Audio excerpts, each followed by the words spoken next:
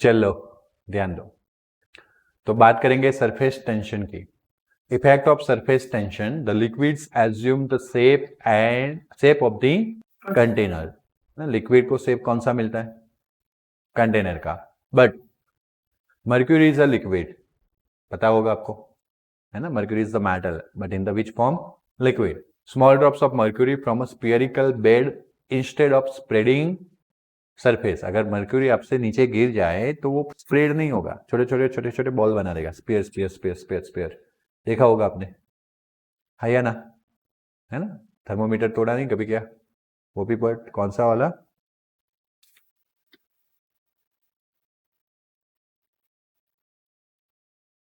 हाँ, प्लेनेट का।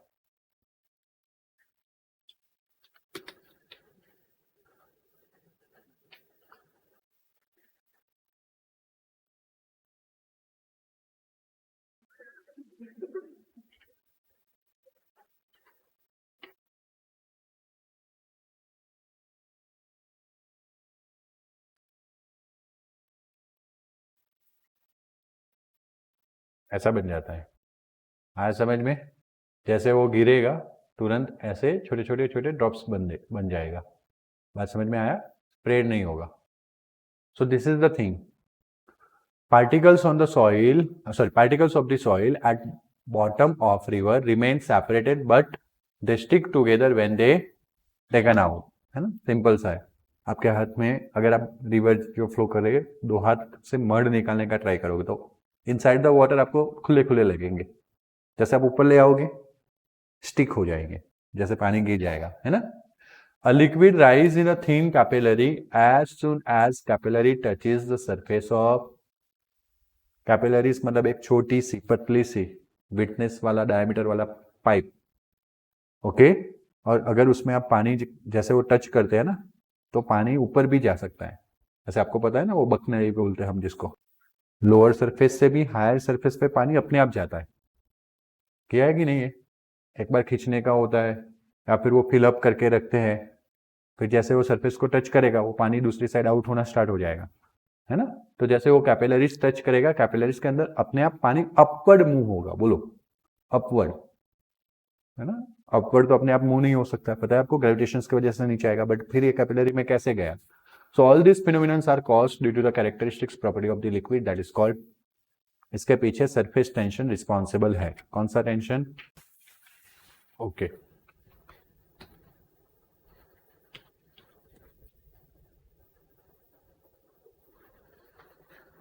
Explanation of surface tension and its units. A molecule in a bulk of liquid experiences equal intermolecular forces from the all sides. Suppose this is the container and this is the molecule which is bulk of the container, yeah, bulk of the liquid, and these are the molecule outside the that single molecule, है ना? तो ये सब इसको एक दूसरे की ओर खींचेंगे। तो इस जो इनसाइड पार्टिकल था, कौन सा पार्टिकल था? इनसाइड, उसके ऊपर जो फोर्स लगने वाला है, ये जो इनसाइड पार्टिकल था, हाँ,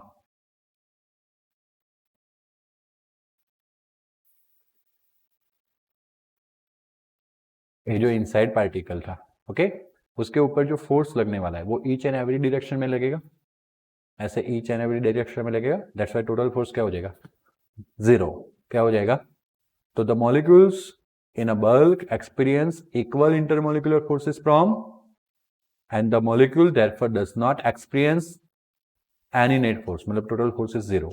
But for the molecules on the surface, जो molecule यहाँ पे surface पे है, okay, of liquid, net attractive force is towards the interior of the liquid. अब क्या होगा? मानो कि ये molecule यहाँ पे है, surface पे है, आया समझ में? तो उसके अराउंड ऐसे दूसरे molecules हो गए, यस और नो? जो फोर्स लगाएंगे उसको ऐसे ऐसे ऐसे ऐसे ऐसे, बट ऊपर कोई फोर्स लगाने वाला है नहीं, मतलब कि अब इसका रेसिडुअल फोर्स या तो नेट फोर्स बोल लो आप, वो कहाँ है? डाउन डायरेक्शन में। कौन सी डायरेक्शन में है? डाउन। आया समझ में?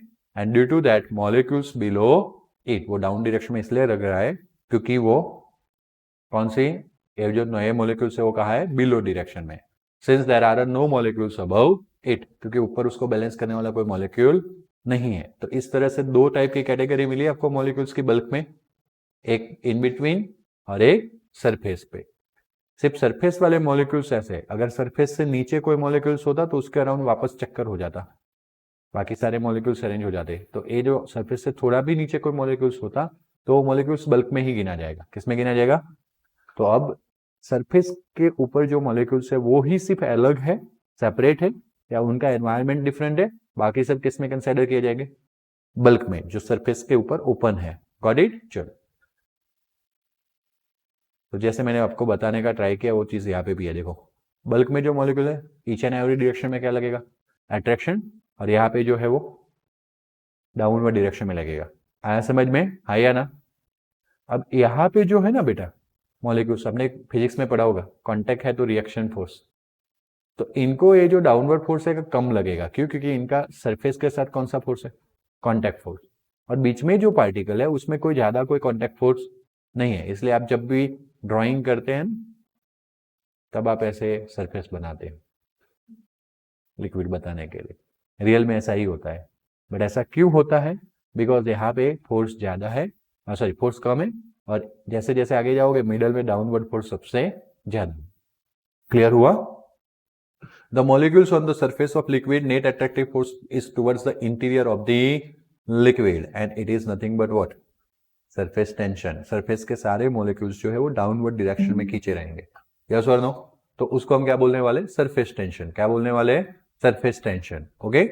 The molecules of the surface experiences net downward force and have more energy than the molecules in the bulk. जो surfaces पे जो molecule है उनको एक net downward force लगने वाला है, और जिन पे ज्यादा फोर्स लग रहा है उनकी एनर्जी ज्यादा है। They have energy, more energy than the which one? Bulk. क्योंकि बल्क में तो बेचारा फंसा हुआ पड़ा है, चारों बाजू से उसके जैसे मॉलिक्यूल्स है, तो उनकी ज्यादा कोई एनर्जी होने वाली नहीं है। ज्यादा एनर्जी किनके पास रहने वाली है? सरफेस पे, क्योंकि उनको एक ही साइड से फोर्स लग रहा है, दूसरी साइड से वो ओपन है। बात क्लियर हो रही है आपको? Therefore, liquid tends to have a minimum number of molecules at their surface. क्योंकि कोई भी चीज अपनी लोअर एनर्जी को जितना हो सके उतना लोअर एनर्जी हो वैसे रहने का ट्राई करेगा। जैसे ए पेन कहाँ जाने का ट्राई करेगा? डाउन। कहाँ जाने का ट्राई करेगा? डाउन। ये डाउन क्यों जा रहा है? ग्रेविटेशन की वजह से, क्योंकि नीचे पोटेंशियल एनर्जी जीरो है। तो मैक्सिमम कोई भी चीजें है वो स्टेबल तब होती है जब उनकी पोटेंशियल एनर्जी क्या होता है? नेगेटिव, जीरो या नेगेटिव साइड जाए, यानी मिनिमम एनर्जी हो तो स्टेबिलिटी को गेन करेगा। यस और नो? अब काफी ज्यादा मॉलिक्यूल्स अगर सरफेस पे आ जाएंगे तो क्या स्टेबिलिटी मिलेगी? स्टेबिलिटी मिलेगी? नहीं मिलेगी, है ना? स्टेबिलिटी क्यों नहीं मिलेगी? क्योंकि मैक्सिमम जब वो कहाँ आ जाएंगे? सरफेस पे, तो एनर्जी बढ़ जाएगी। क्या बढ़ जाएगी? एनर्जी। एनर्जी कम होने के लिए सरफेस पे मॉलिक्यूल्स भी क्या होने चाहिए? कम। एंड दैट्स व्हाई यहाँ पे लिखा है ना, liquid tends to have a minimum number of molecules at their surface. Surface tension energy. If the surface of the liquid is increased by pulling molecules from the bulk. अब मानो कि ये जो सरफेस है वो इस तरह से बनेगा कि minimum number of molecule surface पे रहे। अब हम किसी बल्क वाले मॉलिक्यूल्स को खींच के कहाँ लाने का ट्राई करें? सरफेस पे, अपर सरफेस पे, तो वो टिक नहीं पाएगा, क्योंकि बल्क में उसका एनर्जी क्या था? कम। अब आप सरफेस पे लेके आ रहे हो तो एनर्जी क्या हो? ज्यादा। इसलिए आप जो वर्क डन करोगे उसके एनर्जी में स्टोर होगा। आप उसको खींचने के लिए जो वर्क डन करोगे, that work done should be convert into energy of the molecules, and that's why if surface of the liquid is increased by pulling molecules from the bulk, attractive force will have to be overcome. attractive force को हमें overcome करना पड़ेगा। Bulk के जो molecules है वो उस molecule, bulk में जो मॉलिक्यूल्स थे उसके सराउंडिंग जो मॉलिक्यूल्स थे वो उस जिसको हम खींच के ले जाने वाले हैं उस मॉलिक्यूल्स को अपनी ओर खींच रहे हैं।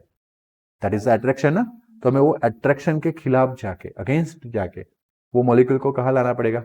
सरफेस, और तब जाके सरफेस एरिया इंक्रीज होगा। आया समझ में? Okay, and this will required, ऐसा करना है तो एक्सपेंडिचर ऑफ एनर्जी, मतलब कि आपको एनर्जी खर्च करना पड़ेगा, इन शॉर्ट आपको वर्क डन करना पड़ेगा। The energy required to increase the surface area of liquid by 1 unit is defined as surface tension energy और surface energy। अगर आप खींच खींच के इस तरह से 1 मीटर स्क्वायर जितना एरिया इंक्रीज कर रहे हो, कितना मीटर स्क्वायर जितना? 1 मीटर स्क्वायर जितना एरिया इंक्रीज कर रहे हो सरफेस का, तो जो एनर्जी आपको चाहिए उसको हम कौन सी एनर्जी बोलेंगे? Surface energy. Okay, definition of surface tension energy, surface energy अच्छे से समझ लिया आप। सरफेस टेंशन क्या है वो समझ लेते हैं। तो surface tension is defined as the force acting per unit length perpendicular to the line drawn on the surface of, अगर मैं लिक्विड के सरफेस पे एक लाइन ड्रॉ करूं, okay, perpendicular to the line, हाँ, तो एक लाइन मैं सरफेस पे ड्रॉ करता हूं, मतलब सरफेस को पैरेलल एक लाइन हो गया जो सरफेस को रिप्रेजेंट कर रहा है। अब सरफेस को परपेंडिकुलर, दैट मींस अल्टीमेटली वो लाइन को परपेंडिकुलर हुआ ना, ओके, तो परपेंडिकुलर टू दैट लाइन जो भी force per unit of length act करने वाला है, पर यूनिट लेंथ जितना भी फोर्स एक्ट करेगा उस फोर्स को हम क्या बोलने वाले? Surface tension. तो सरफेस टेंशन और कुछ नहीं, एक फोर्स है। क्या है? फोर्स, जो सरफेस के मॉलिक्यूल्स पे लग रहा है, कौन से डायरेक्शन में? Downward, towards the liquid, towards the bulk. आया समझ में? तो उसको हम बोलते हैं सरफेस टेंशन। तो अगेन आपको डेफिनेशन अच्छे से याद रखना है। Surface tension is defined as force acting per unit length perpendicular to the line drawn on the surface of liquid। surface of liquid पे जो लाइन ड्रॉ किया है उसको perpendicular लाइन लेना है, उसकी per length, per unit length जो force act करता है उस फोर्स को हम क्या बोलेंगे? Surface tension. Okay, surface tension is denoted by the symbol and that symbol is known as gamma. The unit of surface energy that is joule per metre square. Joule ना लिखना हो तो हम क्या लिख सकते हैं? तो हम लिख सकते हैं किलोग्राम, ओके चलेगा। हाँ, जूल ना लिखना हो तो जूल को हम लिख सकते हैं न्यूटन इंटू मीटर, न्यूटन को लिख सकते हैं kilogram metre per second square, into metre तो आने ही वाला है तो मीटर स्क्वायर, इंटू 1/मीटर स्क्वायर। मीटर मीटर ए जो था ना उसको हमने कट कर लिया तो किलोग्राम पर सेकेंड स्क्वायर हो गया। तो that is unit of what? Surface energy. वैसे सरफेस एनर्जी नहीं होना चाहिए,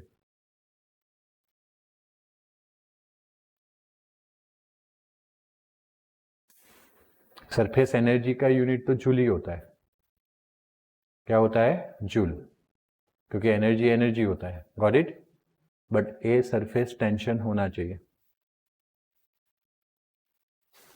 एक मिनट रुको, जूल यानी न्यूटन इंटू मीटर पर मीटर स्क्वायर, यस। तो ये सरफेस एनर्जी की जगह पे यहाँ से वर्ड हटाओगे, क्या आ जाएगा? टेंशन। तो देखो पहले हमने जूल पर मीटर स्क्वायर लिया यानी एनर्जी पर एरिया लिया, बट हमने तो डिफाइन किया था फोर्स पर लेंथ, ऐसा डिफाइन किया था ना। तो फोर्स पर लेंथ यानी फोर्स डिवाइड बाय लेंथ। तो what is the unit of force? Newton.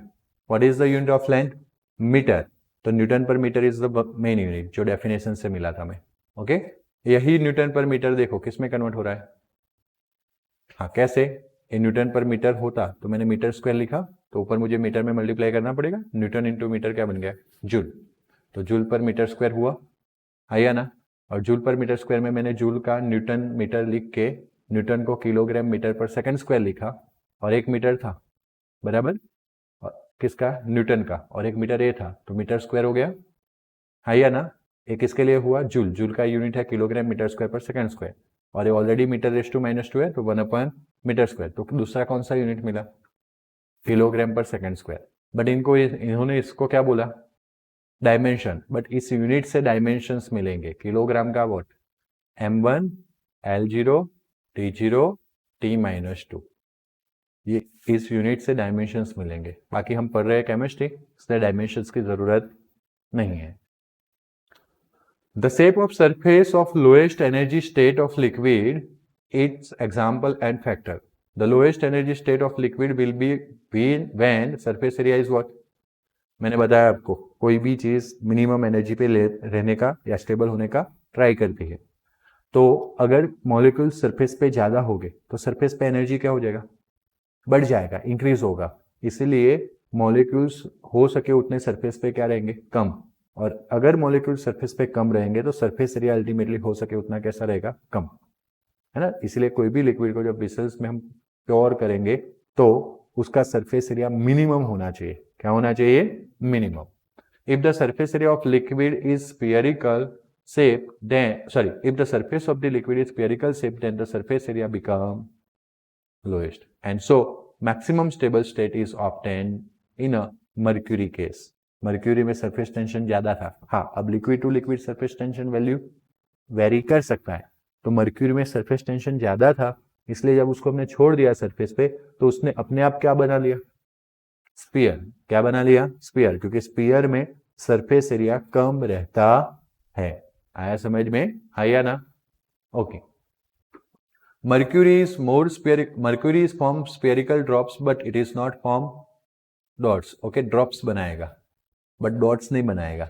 Dots मतलब पता है ना, वाटर कैसे पूरा पूरा ऐसे सर्कल सर्कल में डॉट्स बनाता है, छोटा छोटा हो जाता है ना?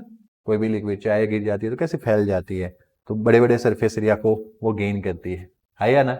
But instead of that mercury अगर गिर जाएगा तो छोटे छोटे ड्रॉपलेट्स बना देगा, वो भी स्फीयरिकल फॉर्म में, क्योंकि स्फीयरिकल फॉर्म में बनाने से वो क्या हो जाता है, गिवन अमाउंट ऑफ मास के लिए सरफेस एरिया कम हो जाता है। क्या कम हो जाता है, सरफेस एरिया।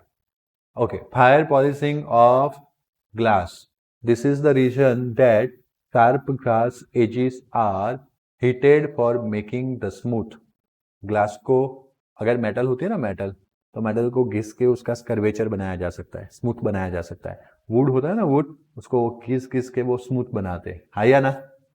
यस और नो? बट ग्लास जो है वो ग्लास को ऐसा नहीं कर सकते हम, ग्लास को उसके लिए हीट करना पड़ता है। क्या करना पड़ता है, heat. On heating glass melts. Glass क्या होगा, मेल्ट होगा। देखा है ना आपने, विंडोज या ग्लास के दरवाजे एकदम कर्वेचर शेप वाला आता है, एज, यस और नो? तो जब हम उसको हीट करेंगे ग्लास मेल्ट होगा, मेल्ट होगा तो उसके सरफेस पे जो मॉलिक्यूल्स है उसकी क्या बढ़ेगी, वेलोसिटीज या मोशन बढ़ेगी, और फिर धीरे धीरे करके वो अपने एक दूसरे को इस तरह से अरेंज कर लेंगे कि उसकी जो एज है वो कौन से फॉर्म में दिखेगी, कर्व, स्फीयरिकल फॉर्म में दिखेगी। आया समझ में? तो on heating glass melts and surface of liquid tends to take round shape at the edges and which makes the edge smooth. This is called fire polishing of glass. Liquid tends to rise in a capillary because surface tension. Capillary tubes जो होती है ना, उनका जो diameter होता है वो बहुत कम होता है।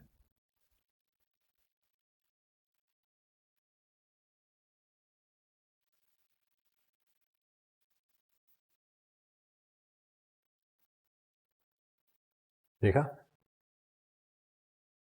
है ना, कैपिलरी ट्यूब्स जो होती है उनका डायमीटर बहुत छोटा होता है।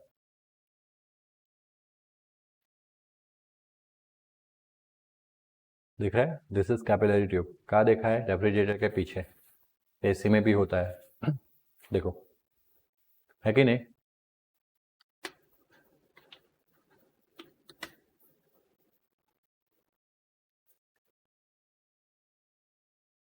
इसमें फॉर्मूला भी आता है बट इंजीनियरिंग लेवल का है।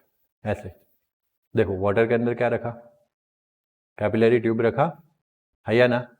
तो वो कहाँ चला गया, ऊपर, राइज हुआ कि नहीं हुआ, सरफेस से ऊपर चला गया। यू कैन सी यहाँ पे दो ट्यूब है या ना? पर कौन सी कैपिलरी होगी, लेफ्ट या राइट? देखो राइट में ज़्यादा दिख रहा है ना?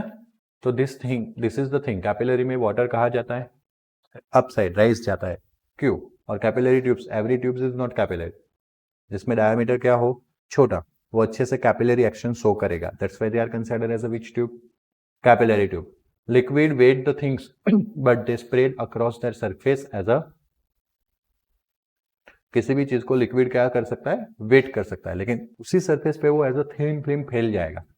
जैसे लिक्विड किसी फ्लोर, मतलब मान लो कि वाटर किसी फ्लोर पे हम गिरा देते हैं तो वाटर उस फ्लोर की सरफेस को कवर करेगा, फैलेगा, यस और no? Most soil grains are pulled together because surface area of thin film of water is reduce. अगर वो वाटर में होते तो वही जो सॉइल पार्टिकल्स है आपको छुटे लगते, है ना, एक दूसरे से सेपरेट रहते। क्यों? क्योंकि उनके अंदर कौन सी फिल्म है, in between water, water film है, वाटर लिक्विड की। जैसे आपने उसको ऊपर खींच लिया, वो मॉलिक्यूल्स एक दूसरे के चिपक गए, सॉइल चिपक गया जब पानी से बाहर निकाल लिया। क्यों? क्योंकि जो इनसाइड पार्टिकल्स के बीच में जो वाटर फिल्म थी वो धीरे धीरे करके क्या हो रही, कम हो रही है। तो वो पहले सेपरेट इसलिए रह पाते थे क्योंकि वाटर लिक्विड फिल्म की वजह से उसमें सरफेस टेंशन क्रिएट हो रहा था। फिर वो निकल गए। आया समझ में? Magnitude of factor affecting on magnitude of surface tension, surface tension पे कौन कौन से फैक्टर्स अफेक्ट करेंगे। So it is the surface tension which gives the stretching property to the surface of liquid, है ना। पानी अगर फ्लोर पे गिर जाता है, फिर आप, मुझे पता है छोटे छोटे बच्चों की तरह से उंगली डाल के ऐसे स्ट्रेच करते हो, हाँ या ना। और वो स्ट्रेच करने में भी मजा आता है। आप देखते हो कब तक कांटेक्ट रखता है, ज्यादा स्ट्रेच करता हो तोड़ देता है कि नहीं। खेले हो ना। हाँ, जिनका बाथरूम में 1 आवर जा रहा है उनका यही गेम चल रहा है अंदर। बाहर आ गए तो पढ़ना पड़ेगा, है ना, उससे अच्छा टाइम निकाले। बराबर, good. On a flat surface, droplets are slightly flattened by effect of, हाँ, फ्लैट सरफेस पे आपको एकदम स्पीयर नहीं दिखने मिलेगा। वो मर्क्यूरी है जिसमें सरफेस टेंशन थोड़ा हाई है, तो काफी हद तक वो स्पीयर बना सकता है। अदरवाइज आपको मेजोरिटी लिक्विड्स कैसे दिखेंगे, फ्लैट सरफेस के ऊपर। कैसे दिखेंगे, फ्लैट, क्योंकि ग्रेविटी की वजह से वो फ्लैट हो जाते हैं, खुद के मास की वजह से वो फैल जाते हैं। मसल्स तो है नहीं उनके, ऐसा कड़क करेंगे। मान लो कि हमारे अंदर मसल्स नहीं होता, लिक्विड होता, तो वैसे कैसे फैले पड़ते, ऑक्टोपस की तरह। देखा है ना, ऑक्टोपस फैल जाता है ना। Good.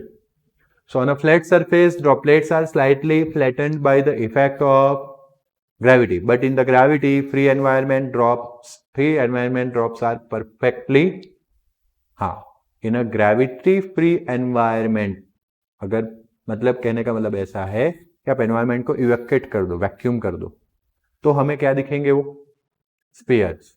So factor affecting the magnitude of surface, okay, magnitude of surface ही आएगा, नहीं, मैग्नीट्यूड ऑफ सरफेस नहीं आएगा, सरफेस टेंशन ही आएगा, क्योंकि सरफेस टेंशन का मैग्नीट्यूड होता है, सरफेस का क्या हो सकता है। हाँ, बट आप ऐसा लिख सकते हो, मैग्नीट्यूड हटाओ तो शेप ऑफ सरफेस आएगा। मैग्नीट्यूड हटा दो तो क्या आएगा, शेप ऑफ सरफेस, या फिर magnitude of surface tension. Clear. तो शेप की बात हो रही है वैसे यहाँ पे। तो पहला है magnitude of attraction forces, molecules के बीच में क्या होता है, अट्रैक्शन फोर्सेस। तो magnitude of attraction forces with surface tension, with what, surface tension. Okay, एक second. Magnitude of attraction forces increase with surface tension, मेरा ध्यान नहीं था। तो सरफेस टेंशन जैसे बढ़ेगा, मतलब बढ़ना है, तब जाके दूसरा क्या बढ़ सकता है, अट्रैक्शन फोर्सेस भी बढ़ सकते हैं, या अट्रैक्शन फोर्स बढ़ेंगे तो सरफेस टेंशन बढ़ेगा, सरफेस टेंशन बढ़ेगा तो अट्रैक्शन बढ़ेगा। आप सोचो वो मर्क्यूरी के बारे में, मर्क्यूरी एटम एक दूसरे को इतना ज्यादा अट्रैक्ट करते हैं कि वो स्पीयर ही बना देते। सरफेस से अट्रैक्ट होते तो सरफेस पे फैलते, सरफेस से ज्यादा अट्रैक्शन खुद में है, दैट्स वाई एक दूसरे के साथ जुड़ के क्या बना दे रहा है, स्पीयर बना दे रहा है। बात clear. Surface tension of O2 ether, O2 यानी oxygen gas, but O2 oxygen gas होता है लेकिन उसको लिक्विड में मानना है अभी, क्योंकि हम लिक्विड की प्रॉपर्टीज कर रहे हैं, तो किसी भी गैस को हम लिक्विड में कन्वर्ट कर सकते हैं और ऑक्सीजन को भी कर सकते हैं। Got it. तो ऑक्सीजन गैस मतलब ऑक्सीजन लिक्विड, गैस हमें बोलना हैबिट बन गया होता है इसलिए। Oxygen liquid, ether is in the form of liquid. Ether क्या होता है, तो जिसमें ऑक्सीजन दो साइड कार्बन के साथ बॉन्ड बनाता है, this is the example of ether.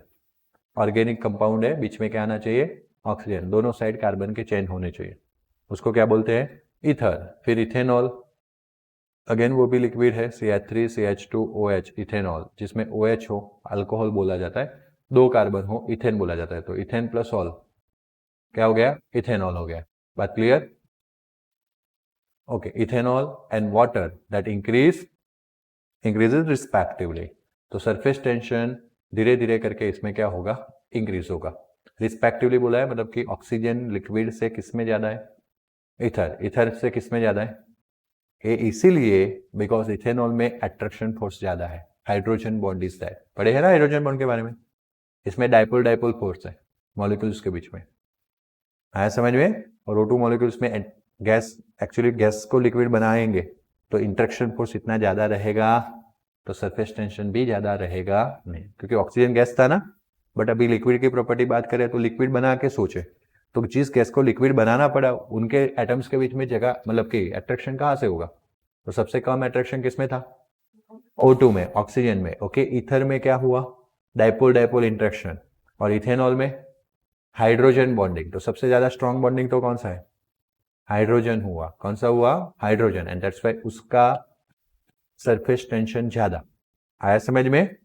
Okay, effect of temperature, kinetic energy increase with, अगर आप टेम्परेचर बढ़ाते हो क्या बढ़ेगा, काइनेटिक एनर्जी। एग्जांपल दिया था ना, बस स्टैंड से दौड़ के आओ यहाँ पे, मतलब कि आपने क्या किया, अपना काइनेटिक एनर्जी बढ़ाया, तो तुरंत हमें पसीना होगा, क्यों, क्योंकि हमारी बॉडी का टेम्परेचर बढ़ गया। तो टेम्परेचर बढ़ाना तो काइनेटिक एनर्जी इंक्रीज होना है, काइनेटिक एनर्जी इंक्रीज होना, दैट मीन्स टेम्परेचर इंक्रीज होना। Magnitude of intermolecular attraction going to be, अगर आप टेम्परेचर बढ़ाते हो तो मॉलिक्यूल्स के बीच में, एटम्स के बीच में जो अट्रैक्शन फोर्स होता है वो कम हो जाता है। क्या हो जाता है, कम, क्योंकि उनको काइनेटिक एनर्जी मिल जाती है, दूर जाने की एनर्जी, तो वो अट्रैक्शन क्या हो जाएगा, कम। अट्रैक्शन कम हो जाएगा तो सरफेस टेंशन भी कम होगा, तो surface tension decrease with temperature. Clear हुआ। नेक्स्ट प्रॉपर्टी है लिक्विड की, दैट इज विस्कोसिटी। क्या है, जैसे आप मोशन में फ्रिक्शन पड़े हुए हो, जब दो रिलेटिव सरफेसेस एक दूसरे के ऊपर मोशन करती है, स्लाइड करती है एक दूसरे के रिलेटिव में, रिस्पेक्ट में, तो क्या क्रिएट होता है, फ्रिक्शन क्रिएट होता है। क्या क्रिएट होता है, फ्रिक्शन। वैसे यहाँ पे हम विस्कोसिटी के बारे में बात करेंगे। किसके बारे में, तो definition of viscosity and fluidity of liquid, it is one of the characteristics property of liquid. Viscosity is a measure of resistance to flow which arise due to internal friction between layers of fluid as they slip past one another while liquid flows। जब liquid flow होता है तो एक साथ पूरा bulk flow नहीं होता है। कहावत नहीं सुनी आपने, शांत पानी उड़ा गया, कहावत सुनी है ना, मतलब नहीं सुनी, सुन के आना कल, तेरे को नहीं सुननी मिलेगी ना, क्योंकि तू शांत तो है नहीं, है ना।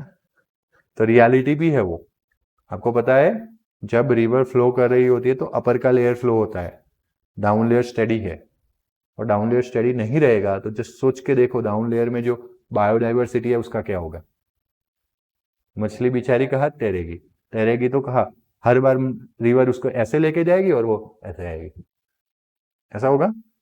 आज वो यहाँ पे पावागढ़ में है विश्वामित्री में, कल वो बड़ौदा विश्वामित्री में होगी, हाँ, फिर वो बड़ौदा से बेचारी पावागढ़ आएगी चल के, ऐसा नहीं होता है। तो जो डीप वाटर होता है, मिलते हैं फिशेस आपको टॉप वाटर में, खाना ढूंढने आए तो ठीक है, बाकी स्टे कर सकते हैं नहीं, वो डाउन सरफेस में। डिस्कवरी नहीं देखते हो क्या, ये सब बेस सिप सासू बहू जेठालाल, हाँ, एकता कपूर जिंदाबाद, पता है कौन है, कौन, सीरियल डायरेक्टर, सबसे पहले सासू बहू को झगड़ा करवाने वाली, है? चलो ध्यान दो हीरो। तो आपने डिस्कवरी में देखा होगा कि नीचे के जो वाटर्स होते हैं वो क्लैम होते हैं, बहुत ठंडे शांत होते हैं। क्यों, क्योंकि जो सरफेस के टच में रहता है वो वाटर का लेयर जल्दी से मूव नहीं कर पाता, स्टैटिक फ्रिक्शन। फिर एक लेयर के ऊपर दूसरा, दूसरे के ऊपर तीसरा, तीसरे के ऊपर चौथा। वाटर फ्लो जब होता है तो बल्क में नहीं होता है, लेयर टू लेयर होता है।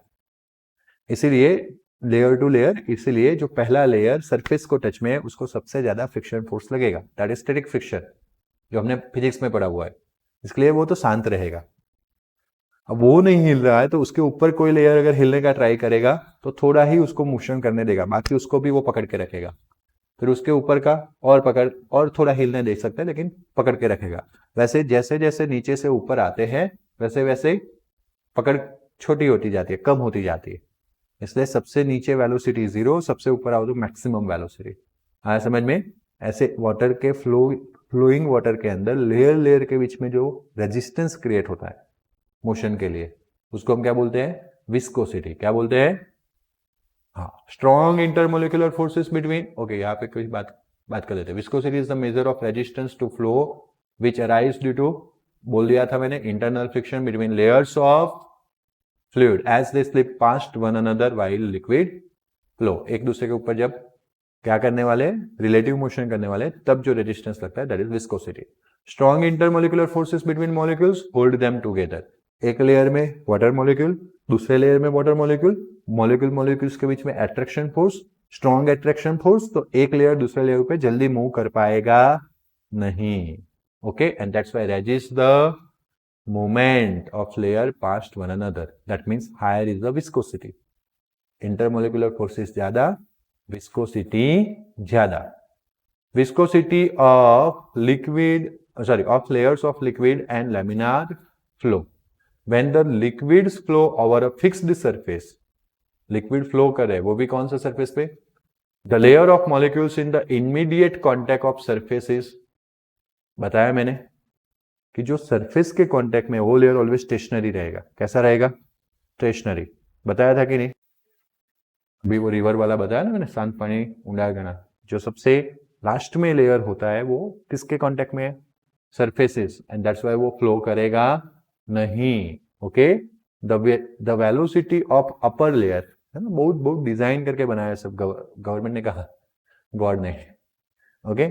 इसलिए जो कोई अगर कोई चीज सिंक हो जाती है ना तो वही नीचे चली जाती है, तैर के आगे नहीं चली जाती. बाकी ऐसा भी होता तो कैसा पता है, एक गैट रखने का रास्ते में, जो भी गिरेगा कहीं पे भी वहां मिल जाएगा सब.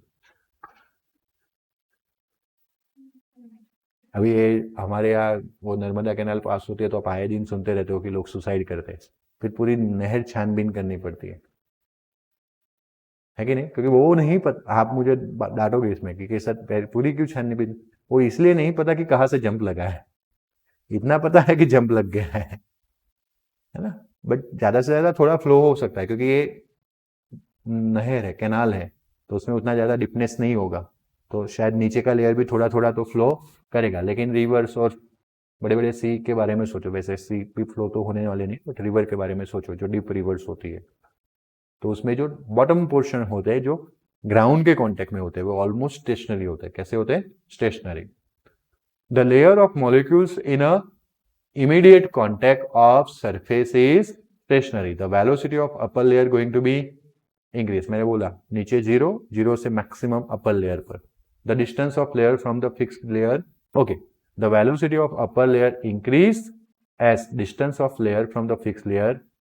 Fixed layer से ऊपर वाले layer पे आप जाओगे, जैसे जैसे वो distance increase होगा, velocity भी क्या होगा?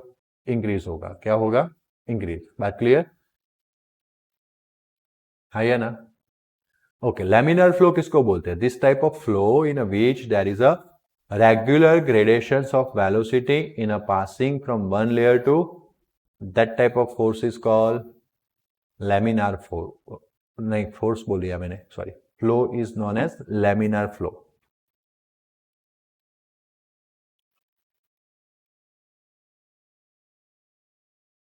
ये वाटर का जो फ्लो होता है ना इस तरह का, उसको लैमिनार फ्लो बोलते हैं. कॉन्स्टेंटली डिग्रेशन होता है वेलोसिटी का. देखो ऐसा ऐसा दिखेगा पूरा.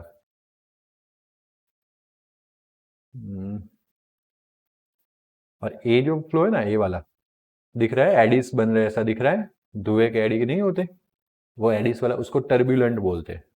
क्या बोलते हैं? Turbulent. This is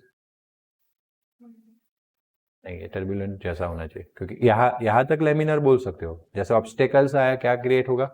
turbulence create होगा. आया समझ में? यहाँ पे अगर देखो थोड़ा बहुत लेयर टू लेयर देखे तो सब लेयर एक जैसे, और इसका सबसे कम वेलोसिटी होगा जो कांटेक्ट में है. फिर बढ़ेगा बढ़ेगा बढ़ेगा, यहाँ पे मैक्सिमम, फिर कम होगा कम होगा कम होगा, ये कांटेक्ट में आ गया है ना, तो उसका 0. तो इस तरह से हम समझ सकते हैं. और this is turbulence.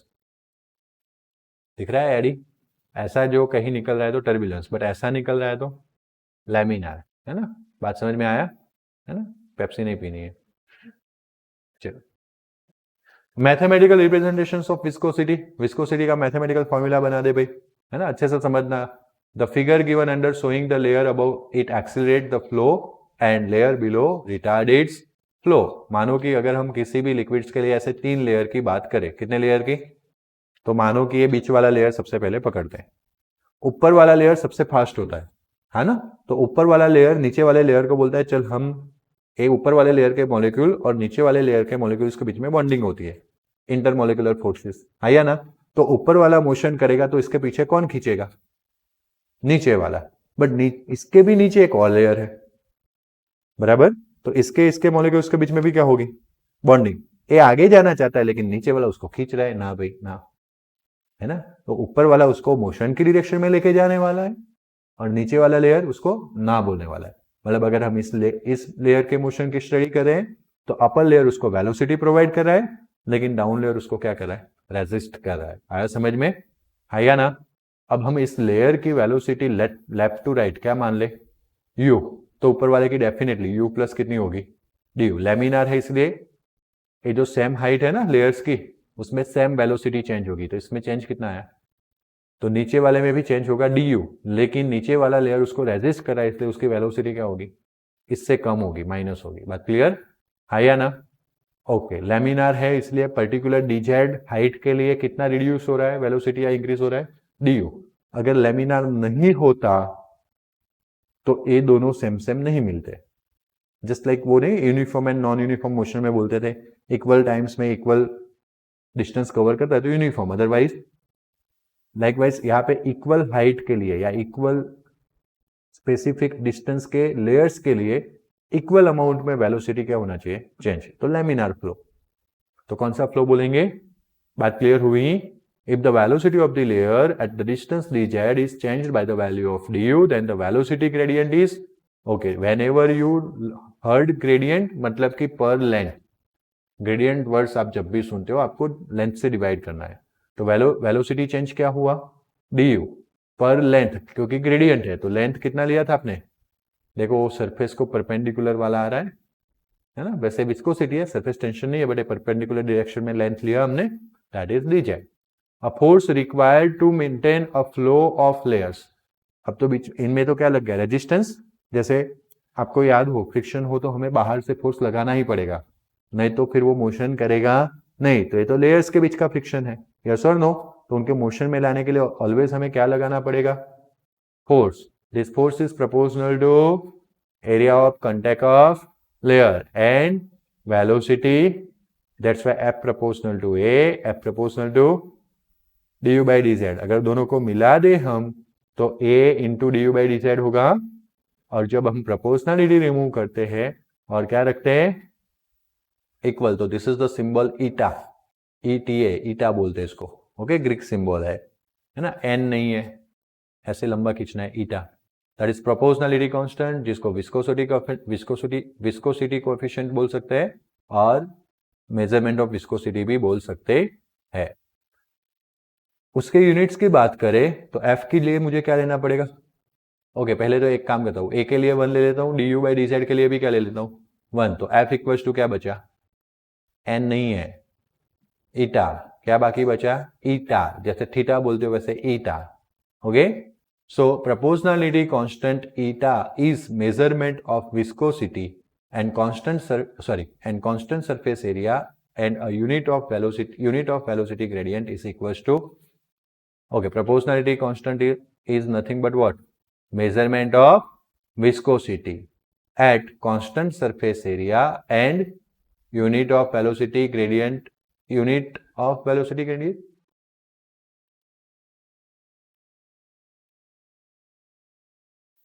unit then equals to force, ऐसा आएगा।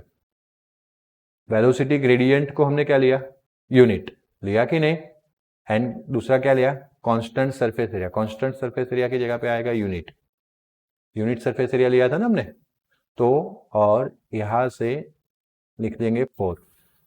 देखो अब मैं पूरा सेंटेंस समझाता हूँ। प्रोपोर्शनलिटी कांस्टेंट ईटा जो था वो किसका मेजरमेंट है, विस्कोसिटी का, फॉर यूनिट सरफेस एरिया 1:1 लिया, एंड वेलोसिटी ग्रेडियंट यहाँ पे लिख सकते हैं यूनिट वेलोसिटी ग्रेडियंट, लिख सकते हैं यूनिट वेलोसिटी ग्रेडियंट, तो वो du by dz भी क्या हो गया 1। इट इज इक्वल्स टू मतलब कि कांस्टेंट इक्वल्स टू व्हाट, हुआ कि नहीं, सेंटेंस में गड़बड़ियां थी, कर लोगे correct. Proportionality constant is the measurement of viscosity for unit surface area and unit velocity gradient, it is equals to, या तो फिर लिख सकते हो ईटा इक्वल्स टू, या तो लिख सकते हो velocity viscosity constant equals to force, eta equals to F, okay, है या ना। फिर ये सब गप्पे है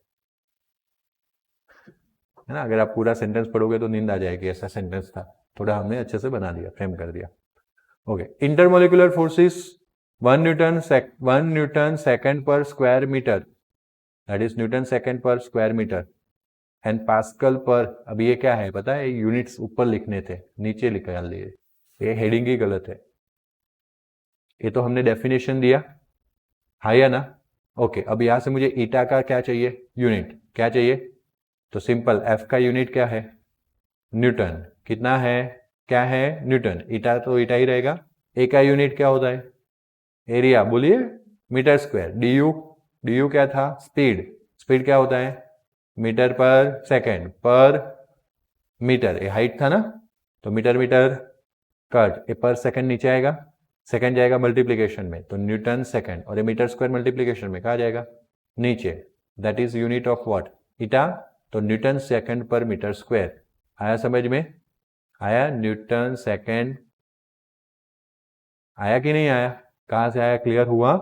और वही यूनिट जो है उसको हम पास्कल पर सेकेंड बोल सकते हैं, क्योंकि Newton per metre square pressure होता है, फोर्स पर एरिया प्रेशर होता है कि नहीं, उसको पास्कल बोले एसआई में, तो पास्कल सेकेंड हुआ कि नहीं। तो हम लिखेंगे unit of eta, unit of eta ऐसे करके लगाएंगे। वन है Newton second per metre square, दूसरा है न्यूटन पर मीटर स्क्वायर को पास्कल बोल सकते, पास्कल सेकेंड। क्लियर हुआ। सीजीएस सिस्टम में अगर बोलना है तो अभी के लिए Newton second per metre square आया। अब ये Newton second per metre square को किस में कन्वर्ट करेंगे, Newton second per metre square. Newton को एसआई में कन्वर्ट करे तो kilogram metre per second square आएगा।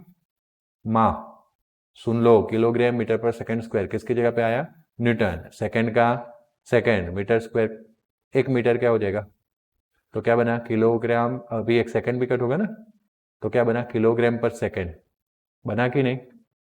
इसमें मीटर कैसे बच गया, ओके एक मीटर भी है, एक मीटर भी है, तो किलोग्राम सेकेंड मीटर बना कि नहीं। तो kilogram metre inverse second inverse, अगर उसको एसआई की जगह पे किस में कन्वर्ट कर लूँ तो क्या बन गया, किलोग्राम का आप बोलोगे उतना आएगा, किलोग्राम का, मीटर का, सेकंड सेकंड रहता है। अब इसको साथ में क्या बोलते हैं, पॉइस, क्या बोलते हैं, पॉइस। ओके, अगर किलोग्राम टू ग्राम में जाना हो तो 1000 आएगा, और मीटर टू सेंटीमीटर में जाना हो तो 100 आएगा।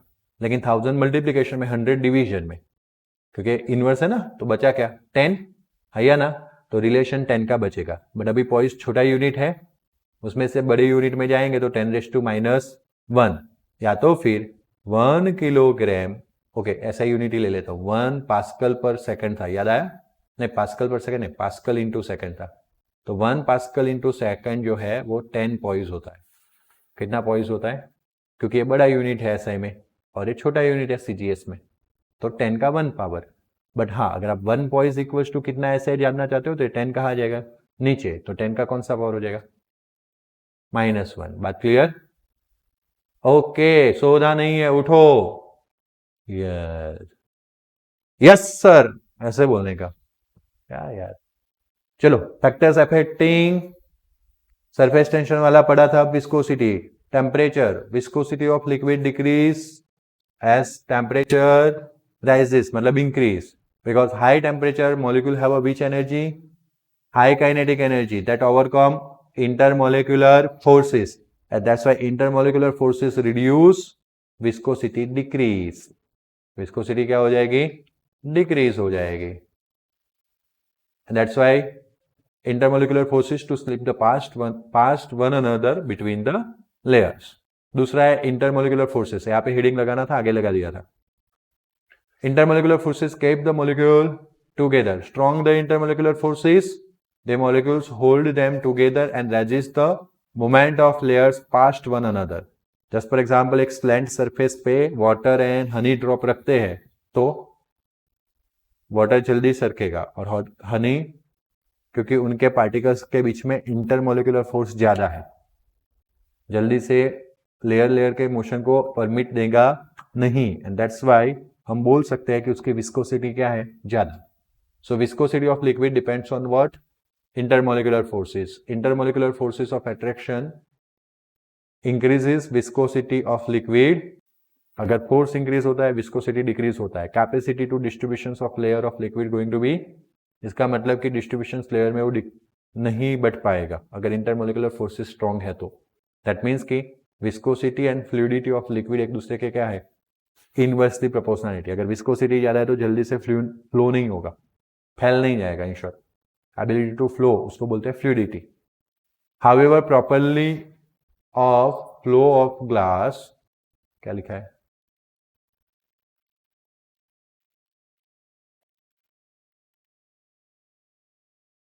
प्रॉपरली फ्लो ऑफ ग्लास, ऐसा आना चाहिए।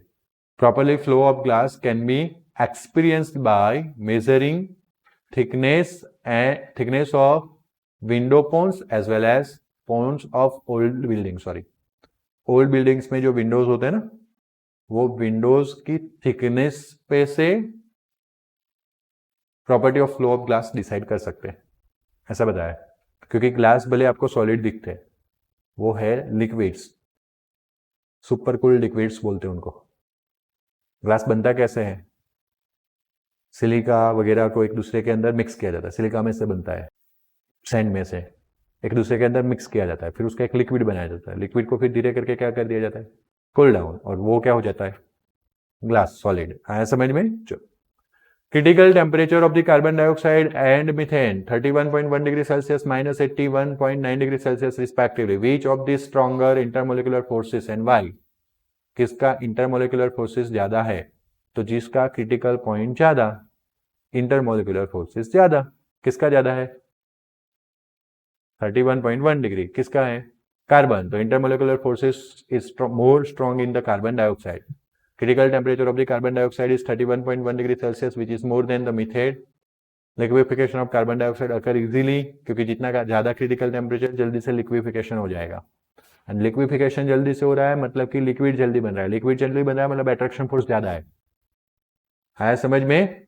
Intermolecular attraction force are strong in a methane. क्या लिखा है?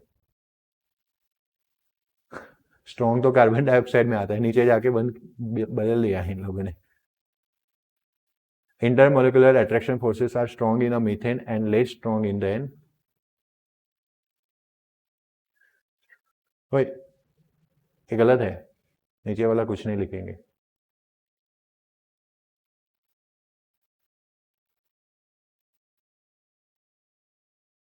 ओके, ये लिखेंगे। Molecular mass of carbon dioxide is and methane is CH4 16 ग्राम पर मोल।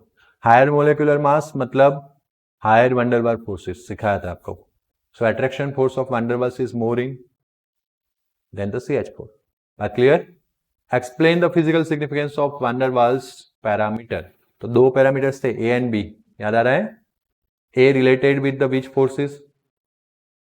values of increases with values of A increase with intermolecular force and real pressure shows more ideal pressure. Van der Waals constant B shows correction observed in a value of V, volume.